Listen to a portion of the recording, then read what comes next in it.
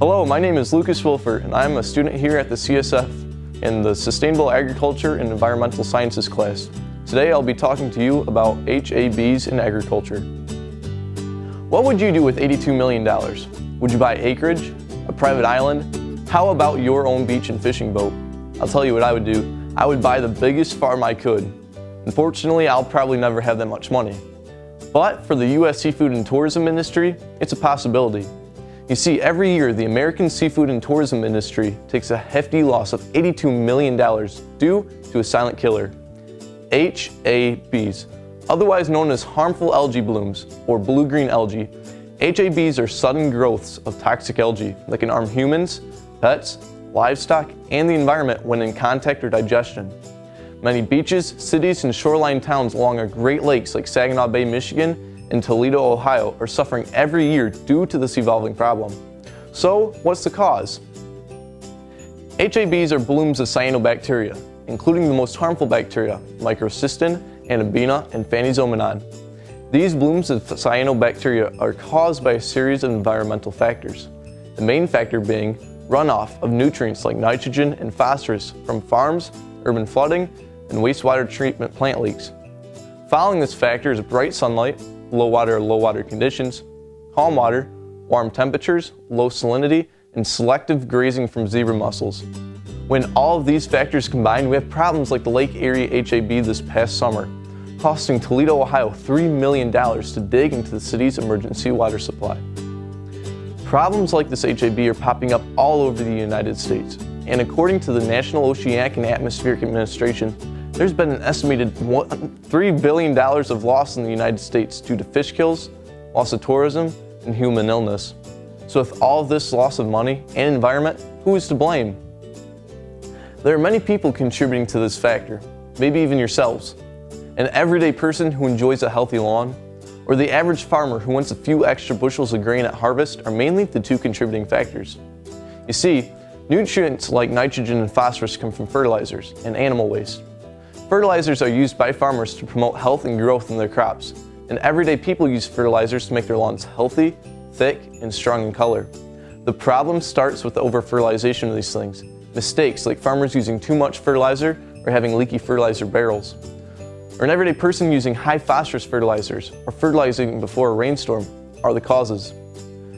These nutrients are too much for the soil and leach from a ditch or drain to a river and then eventually to a lake or ocean, resulting in sudden blooms of algae when the conditions are right.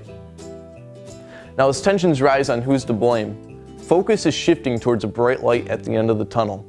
This bright light being the Michigan Agriculture Environmentalistsurance Program. Otherwise known as MEAP, this program's sole intentions are to develop and implement a proactive environmental assurance program targeting all size Michigan farms and all commodities, ensuring that farmers are participating in pollution prevention practices and working to comply with state and federal environmental regulations. In other words, MEAP strives to help farmers reduce nutrient pollution on their farms, which can end up in waterways. Now, any farmer can participate in the MEAP Farm Verification Program by first contacting their district Natural Resources Conservation Service technician. This technician and the farmer will work through 3 stages of verification. The first stage is education. The farmer will be educated on what MEAP is, what MEAP addresses, and all the benefits of MEAP. Benefits include environmental security, legislated incentives, GAP audit assistance, liability cost reduction, and multiple management and marketing opportunities.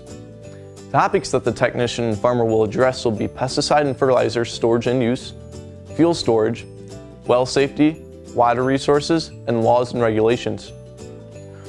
Once the farmer is done with the first stage of verification, he is ready for the second stage of verification, which is on-farm risk assessment.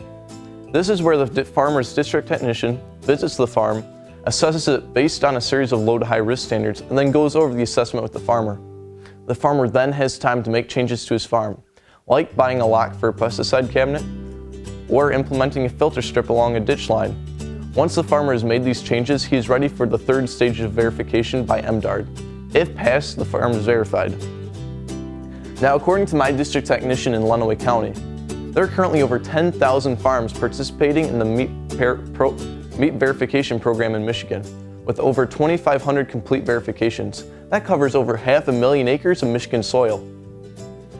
With this many farms participating, nitrogen and phosphorus delivery has been reduced by 1.5 million pounds, which could grow enough algae to cover over 3/4 of Houghton Lake at a 1/4 inch thick. It's astounding to see the difference the MEAT program has made on our Great Lakes region. In my county alone, there are currently over 34 farms participating in the MEAT verification, covering over 26,000 acres. With the river raisin running right through my county and flooding the Lake Erie, it won't be long till we see a decrease in harmful algae blooms as a result. Now it's time for you to magnify your impact on this issue.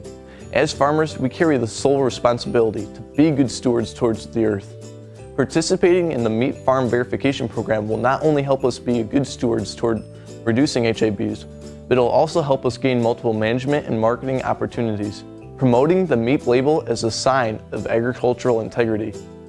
As an everyday person, we can reduce HABs by having our lawn soil tested for nutrients, checking the weather forecast before fertilizing, cleaning up fertilizer spills, regularly checking and maintaining our septic systems, and preventing large flocks of Canadian geese from concentrating. If we can continue to be good stewards towards reducing HABs, we'll continue to see a decrease in them as a result, and an increase in tourism, populations, and overall habitat health. Thanks for your time. I'm Lucas Wilfer, and you're catching it in the classroom.